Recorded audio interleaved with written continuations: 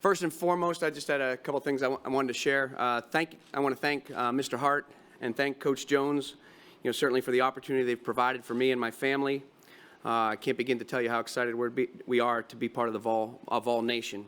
I'd like to thank the incredible fan base, for the reception they provided me over the past 48 hours on social media. Transitions, as you can imagine, are never easy, especially when family's involved, and you've made me and my family feel very welcome. I look forward to serving you to the best of my ability. I'd be remiss if I didn't thank Coach Franklin.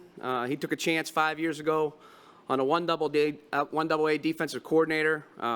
He helped me get to this level. I'm appreciative of that. Together, we went to 5 straight bowls. We had 5 straight top 25 defenses. I'm very, very proud of what we accomplished together. Why was this job appealing to me? This job was appealing for many reasons. Having lived in Nashville, for 3 years, you can't help, but become aware of the most recognizable brand in all of college athletics, the Power T. You grow to realize that Tennessee football's a way of life, and that was appealing to me. I was at Vanderbilt in 2013 when Coach Jones was hired. I never had the chance to meet him till last week, but I always admired his process, the brick-by-brick mentality, the attention to detail, the intensity, the passion, the toughness, the championship culture that he's created here, the steady improvement from 5-7 to 7-6 to 9-4 in a top 25 finish this year, winning 2 straight bowl games, winning 6 games to end this season. I knew it was just a matter of time, and I think this team is poised to be, to compete for SEC championships and playoff berths. Spending time with Coach Jones and his staff, last week certainly validated those feelings, and I really felt like I was a good fit and could fit in and help the program get to the next level. People ask, last Friday, was a unique interview process. Coach locked me in a room with the defensive staff and said, "You guys figure this thing out." And I spent 12 hours with Strip, with Fig, and Willie, and it reinvigorated me. It was great. We really enjoyed it. The chemistry was great, and I was sold. This is a big time. I promise you, this is a big time defensive staff. These guys are good coaches. I like the fact that this isn't a rebuild. To me, I think the parts are in place for this to be a championship unit. I really think that. My man who's sitting over somewhere in here, Jalen Reeves-Maben, he's the undisputed leader of this group. He's a special guy, and he knows that. We got big-time players up front. Derek Barnett's a guy I've had a relationship with from being at Vanderbilt, obviously, and Cam Sutton's certainly a premier corner, and there's a lot more. After visiting with the defensive staff, we sort of concluded, Coach used the term before, enhance. What we came to the conclusion was, because this wasn't a rebuild, we could easily, our philosophy, our identity was somewhat similar. We felt this was pretty easy deal right here. We could certainly mesh the ideas and the things that the UT defense did very well with the things that we did well at Vanderbilt and Penn State over the last 5 years. And we felt if we meshed those together, we had a chance to be a special unit. What can you expect from the Tennessee defense, from a Bob Shoop coach defense? I say this all the time. I came here and I've been charged. I understand what the expectations are here. We're here to build a championship caliber defense. Let me be clear on that. From the first time I meet with a team, meet with a unit later on today, we're going to establish that championship mindset in all that we do. That's something that's important to me. I thought when I met with Coach Jones, the core values of our defensive unit were consistent with the core values he has for the program. We want players to play the game with tremendous passion, play with great toughness, and play with a team-first mindset. Guys that understand how their job fits into the unit, doing their job. What will we be? We'll be an in-your-face style of defense that's built on relentless pursuit and never-ending pressure. But Coach also said one of the things that we talked about a lot was techniques over tactics. Really coaching fundamentals, really coaching techniques, really coaching football 101, and I look forward to doing that this spring. Our formula for success, and it's stood the test of time, whether it's the Tennessee Titans, whether it's the Vols, whether it's the local high school. Stop the run. We're very committed to stopping the run, eliminate any and all explosive plays, and create takeaways. That's an area we think we can do better in. We want to be disruptive. We want to get after the quarterback. We want to create tackles for loss, something we were very good at last year at Penn State. And as Coach said, to me, there's a big difference between playing well and playing winning football. And all I want to do is win. I want to play winning football. And someone asked before about the role of the defensive coordinator when you have Alabama and Clemson and these teams are scoring in the 40s and making 500 yards. To me, how you define winning football has kind of become, it changed. Winning football on defense has changed over the past few years. To me, it's all about third down stops. It's about playing well in the red zone. It's about playing well in the clock situation. It's about creating takeaways. And those are things that we're going to emphasize to the guys. It's not just about playing well. It's about playing winning football. We want to play our best when the game is on the line. When you talk about our scheme, people ask about the scheme. I'm a big believer that rather than recruit players to fit a particular scheme, I think you tailor the scheme to what the players are capable of doing. You put them in a position that they can make plays. I assure you guys that it's going to be a fun style of defense to watch and even more fun for our guys to play. Once again, I'd just like to say thank you to everybody. I'm very proud to be part of the Vol Nation, and I'm very proud to be your defensive coordinator. I'd ask any questions.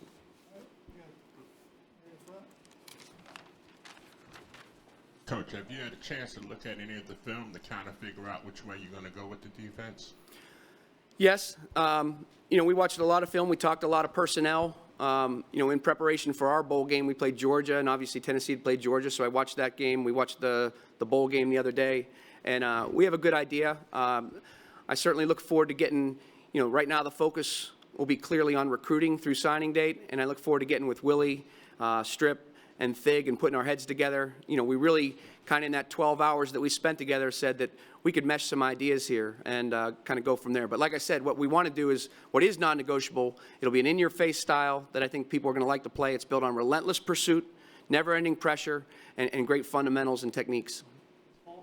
Bob, you back here on your right, yeah. You mentioned Derek Barnett and Jalen Reeves-Maben, and you recruited them back at Vanderbilt. How many of these guys on this roster were you familiar with because of your past at Vanderbilt, and how much did that play a part in you going ahead and taking this job because you knew all those guys? It played a significant part, and I was very familiar with, a lot of the student athletes on the team. Jalen specifically, Jalen Reeves-Maben and I had a great relationship throughout the recruiting process. Derek, Kyle Phillips, Rashawn Golden, Todd Kelly Jr. are all guys that I have had previous relationships with, and once kind of the T's were crossed and the I's were dotted, Jalen and I don't think we've been off Twitter, or text messaging with each other for more than 5 minutes. I mean, I felt like we were watching the game last night together. He and Elliot Berry were together, and we were going back and forth, talking about all the things, talking about old times, and then talking about how excited we are to be together.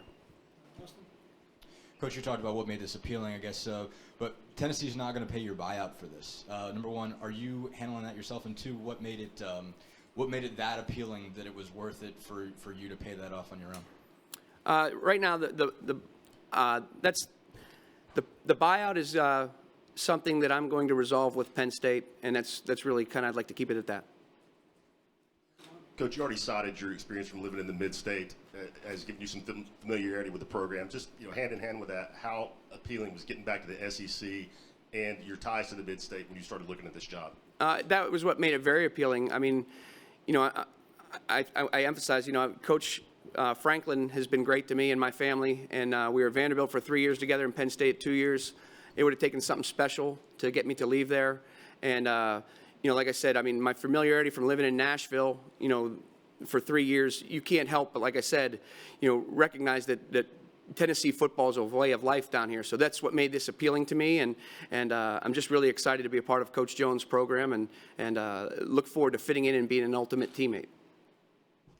Bob, Coach Jones and his staff over here. Where? Coach Jones and his staff have done a good job of building up depth in the defensive front through recruiting. How important is that to you? You saw it last night when Alabama's depth up front seemed to be a factor late in the game. I always say this, to me, I come in with I think sometimes change creates a little bit of anxiety, but change can be a good thing too. And for some of the players, it may be a clean slate, it may be a fresh start.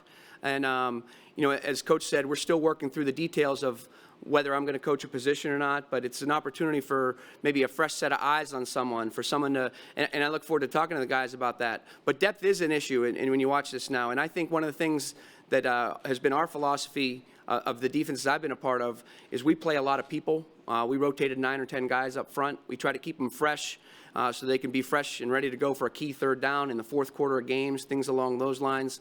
I always say we will play every player who deserves to play in the role that they deserve to play.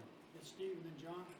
You talked about how difficult it was to leave Penn State. I was just wondering if you could take us through your thought process when you found out this position was a possibility. Was it something that appealed to you right off the bat, or did you kind of need to be sold on it? Tennessee is one of those jobs that you always have in the back of your mind. Maybe let's say it was I was a GM of an NFL team, and you saw a particular player. You said, if I ever had a chance to get that player, I'd try to get that player. Tennessee, as I said, after having lived in the mid-state for 3 years and competed against Tennessee for 3 years and watched Tennessee football and been in Neyland Stadium, there's only a handful of places I've ever been in as a coach where I walked in and got chills. That was pretty cool. And then you could put on the Vol Walk before the bowl game against Northwestern this year, and you go, that's amazing. The fan base is rabid. This is as big time gets to me. And so the opportunity when Coach Jones reached out to me, it was really, it was all about making sure that it was the right fit with the coaching staff, and it was what Coach Jones wanted and what the staff wanted. And once we established that it was the right fit, it was just about making sure that we could make this thing happen. And I'm thankful to Mr. Hart, and I'm thankful to Coach Jones for making that happen. John Bryce in front.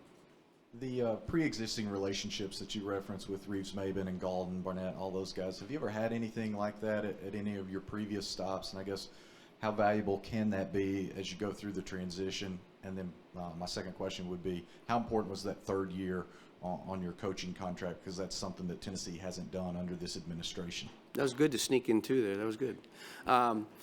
As far as the relationship piece, I mean, to me, one of the first things I'll say when I talk to the team tonight is all about ships, relationships and championships. And championships are built on relationships. And I always thought I had good relationships with my players, but that's what I think what's helped me grow as a coach over the last several years, the relationship piece. You being a leader, being a teacher, and being a role model to these young men. And like I said, I mean, you watch, this is a team that won their last 6 games. This is a team that's, poised to compete for the SEC East Championship clearly. And to me, I have not had a scenario like this where I'd had, a previous relationship with numerous players on the team, but certainly it gave me a level of comfort in exploring the job. As far as the 3-year contract, I'm just appreciative. I don't know the past or the future. I'm just appreciative for what Coach Hart and Coach Jones, or Mr. Hart and Coach Jones have provided for me and my family. Couple more, we got Danny and Seth. Coach, you mentioned half a dozen guys from the mid-state area. I know you had a son that played at Father Ryan. Yeah, baby. How did you see the high school talent develop in that Nashville area when you were at Vanderbilt and up till now? I think the mid-state has a great abundance of talent. And, one thing I've been charged with, from the head coach and from the recruiting people is continuing to establish ties there and recruit the best players from the mid-state to this area. And like I said, guys like Jalen Reeves-Maben, guys like Rashawn Golden, guys like Derek Barnett have been key figures in that. Kyle Phillips, we look forward to him, he has a bright future as a D lineman. And I think I can help with that regard. I did have a son graduate from Father Ryan, and right now we're in a position where we may transition my youngest son back to Father Ryan. So we're looking forward to being a part of Tennessee and Tennessee football. Coach, on the defense side of the ball, Jalen Reeves-Maben announced right before the press conference started that he was coming back for his senior year. Things are still up in the air publicly for Cam Sutton. As a new coordinator and a new coach that hasn't really built a relationship with him, what could your sales pitch be to maybe convince him to come back? I think, in the last 5 years, really, we were just talking about it, really in the last 7 years, including my last couple years at William & Mary. I think the thing that I do well is I identify players' strengths and put them in a position to make plays. And if you look at my record over the last 7 years, I think I've produced a lot of players who've gone on to great success in the NFL, whether it's Derek Cox and B.W. Webb from William & Mary, whether it's Andre Howell, Casey Hayward, Sean Richardson from Vanderbilt, whether it's Adrian Amos from Penn State. Jason and I were just talking about James Ahedabu from UMass when I was there. I feel like that's one of the things I do a really good job of. I love the teaching aspect of things, and I can help players develop and take their game to the next level. And if Cam gives us the chance, I think we can help. I think you've got a great secondary coach in Willie Martinez. He was actually part of the reason I took the job. I couldn't have been more impressed by him. And I think Willie and I are going to challenge each other on a daily basis, and I think I can help him grow as a coach, and I certainly know he's going to help me grow as a coach.